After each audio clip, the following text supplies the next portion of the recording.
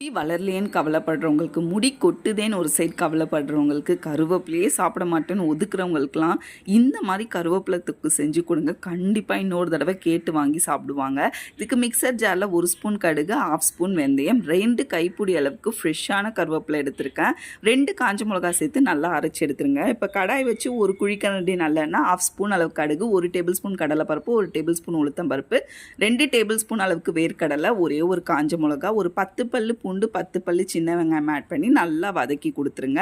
இப்போ அரைச்ச கருவேப்பிலையும் சேர்த்து நல்லா ராஸ்மெல் போக வதக்கிட்டு 1/2 கப் அளவுக்கு தண்ணி சேர்த்து நல்லா மிக்ஸ் பண்ணிவிட்டு 1/2 ஸ்பூன் மஞ்சப்பொடி, 1 டேபிள் ஸ்பூன் மிளகா பொடி, 1 ஸ்பூன் அளவுக்கு பெருங்காயம், தேவைக்கேற்ப உப்பு ஆட் பண்ணிவிட்டு நல்லா மிக்ஸ் பண்ணி கொடுத்துருங்க.